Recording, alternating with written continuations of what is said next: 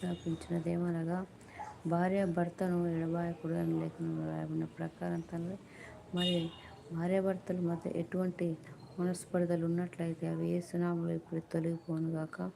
వారు విడాకుల కొరకు ఎదురుచూస్తున్నట్లయితే యేసు నామములో మరి దేవుడు జతపరిచిన వారిని నాడు విడదీయడానికి మరి అధికారం లేదు కాబట్టి యేసుక్రీస్తు నామములో తండ్రి వారికి ఏ విషయంలో తేడాలు వచ్చినా ఆ విషయం అందు వారికి సమాధానం కలుగచేసి నీ చిత్తానుసారంగా వారి జీవితంలో మరి ముందుకు సాగడానికి వారికి సహాయం చేయమని అడుగుతున్నాం తండ్రి.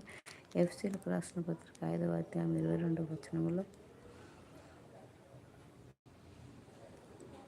స్త్రీలారా ప్రభువుకు వలె మీ సొంత పురుషులకు లోబడి ఉండుడి అని లేఖనంలో రాయబడిన ప్రకారం పరిశుద్ధాత్ముడు మరి వారు స్త్రీలైనను పురుషులైనను ఒకరికొకరు ఏదిను వారి ఇరువురి మధ్యన దాపరికం లేకుండానట్లుగా వారు జీవించడానికి వారికి సహాయం చేయమని అడుగుతున్నాం తండ్రి.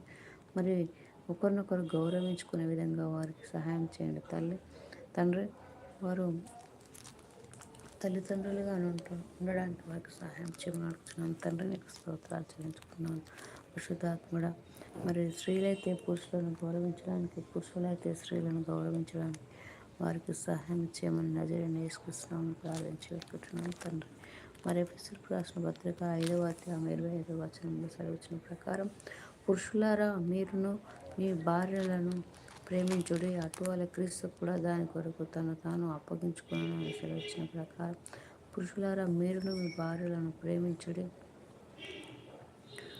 తండ్రి మరి భార్యలు కూడా భర్తలను ప్రేమించమని వారి మధ్యన సమాధానంతో వారు ఉండరుగాక.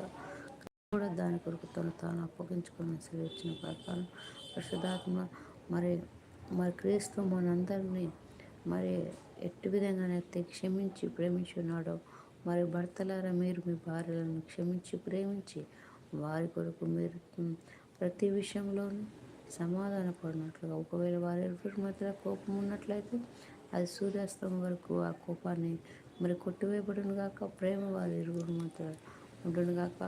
మరి ఇంకొక మనుషులు వారి మధ్యలో వచ్చి కొండలాడకుండా గొడవలు పడకుండా యేసుక్రీస్తు నామములో సమాధానమైన జీవితాన్ని వారు గడుపుట కొరకు యేసునందు వారు విశ్వాసంతో మరి నమ్మకంతో నుండి వారు ముందుకు నడవడానికి సహాయం చేయమని యేసు అతి పరిశుద్ధ నామములో ప్రార్థించి వేడుకుంటున్నాం తండ్రి.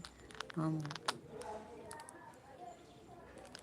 1 తిమోతి 3వ అధ్యాయం 11వ వచనంలో స్త్రీలను మరి మాన్యులై కుండములు చెప్పని వారును మితానుభవం గలవారును అన్ని విషయములలో నమ్మకమైన వారును ఉండవలెను.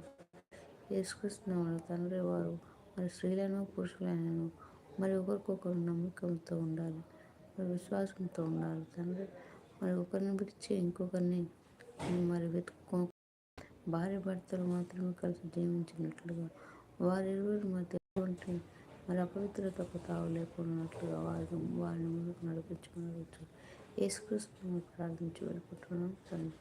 Thank you father, thank you Jesus. అటువలే మరి పురుషులారా జీవమును కృపావరములు మరి మీ భార్యలు మీతో పారివారు ఉన్నారని ఎరిగి ఎక్కువ బలహీనమైన ఘటనను భార్యను సన్మానించి మీ ప్రార్థనలకు అభ్యంతరం కలగకుండానట్లు జ్ఞానం చొప్పున వారితో కాపురం చేయుడి అని 1 పేతురు 3వ అధ్యాయం 7వ వచనం సెలవిచ్చిన ప్రకారం తండ్రి వారి ఇరువురు వారు ప్రార్థన చేయనప్పుడు ఒకరికొకరు సమాధానంతో అర్థం చేసుకొని వారి ఇరువురి మధ్య ప్రేమతో ముందుకు నడిచేటట్టుగా తండ్రి.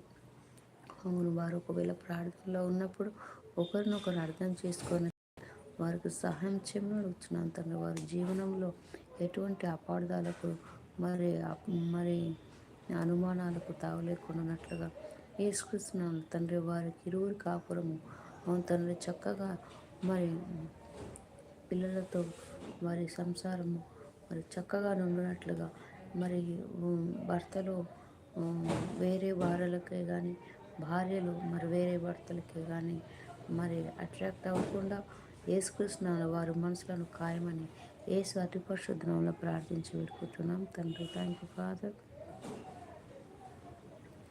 Thank you Jesus, thank you holy spirit. మహోన్నతుడ